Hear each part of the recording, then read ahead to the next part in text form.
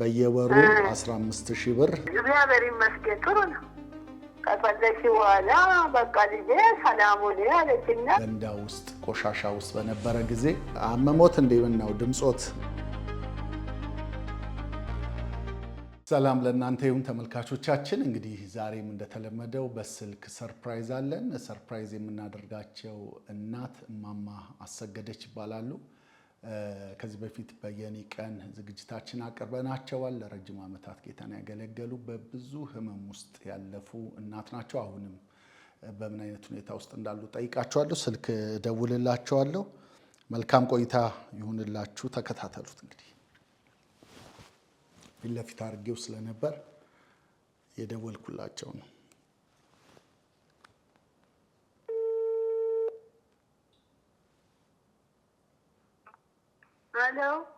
ሄሎ ማማ።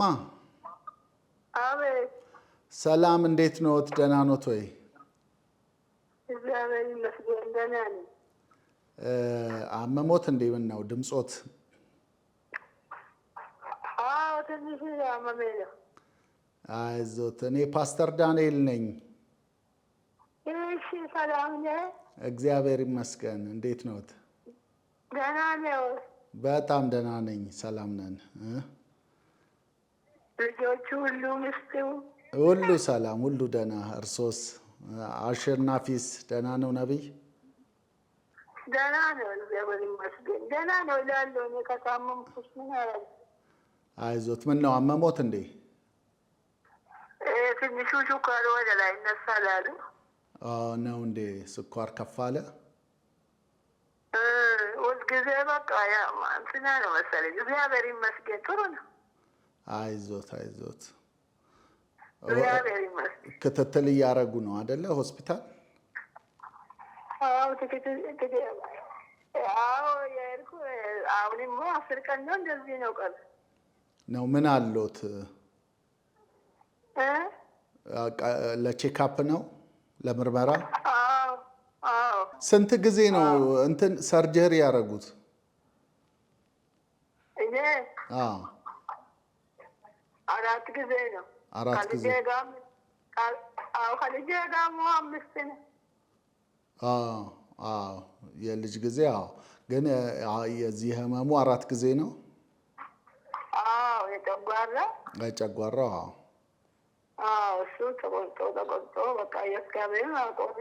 አሁን ትንሽ ነው የቀረው ነው የሚባለው ጨጓራው? በጣም። አይዞት አይዞት።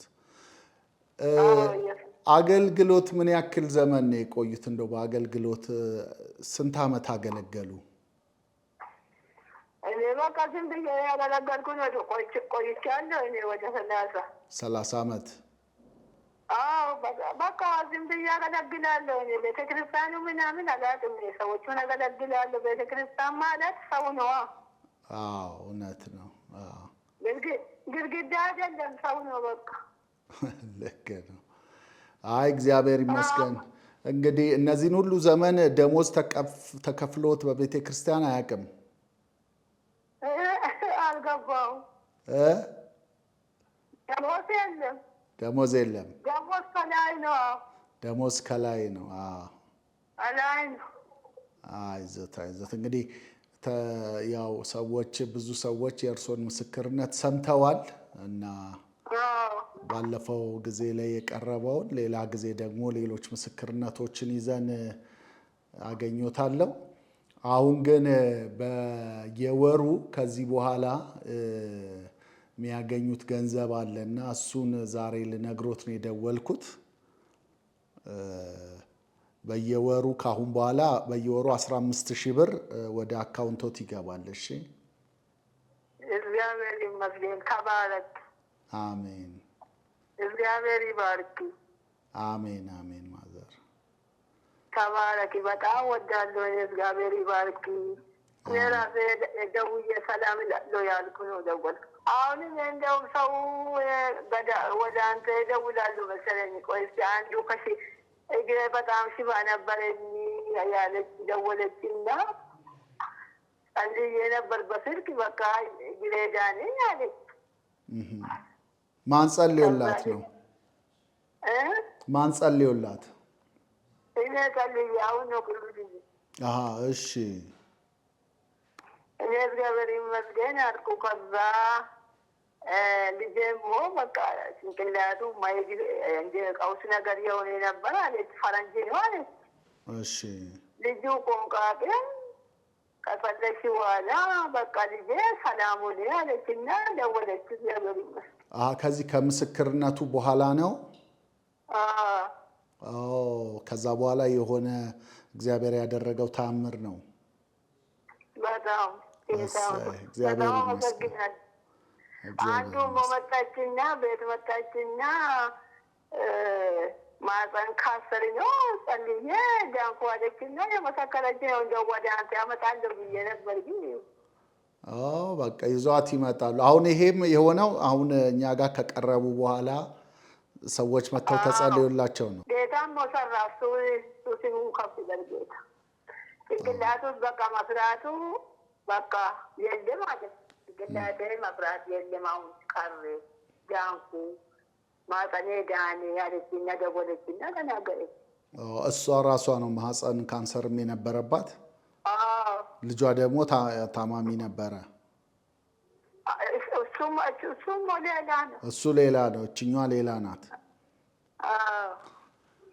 እግዚአብሔር ይመስገን። እንግዲህ በቃ ጌታ መልካም እያደረገ ነው። ማዘር በሚቀጥለው ደግሞ ምስክርነት ላይ እንገናኛለን። ይህንን የምስራች ልንገሮት፣ ይህንን ሰርፕራይዝ ተደርገዋል። አንድ እግዚአብሔር የባረካት እህታችን ከኛ ጋር የምታገለግል በየወሩ 15,000 ብር ቀጥታ ወደ አካውንቶት ነው የሚገባው። የንግድ ባንክ አካውንት አለዎት እንዴ? ነበረኝ። በቃ እሱን ላኩልኝ። እሺ ተባረኩ። አሜን አሜን። ዳሪት ሁሉ የባረከ ይሁን፣ ልጆቹ የተባረኩ ይሁን። ኢየሱስ አንተ ጋር ይሁን። አሜን አሜን። ተባረኩ። ተባረክ ፓስተርዬ እኮ። እሺ እሺ። ቻው ቻው።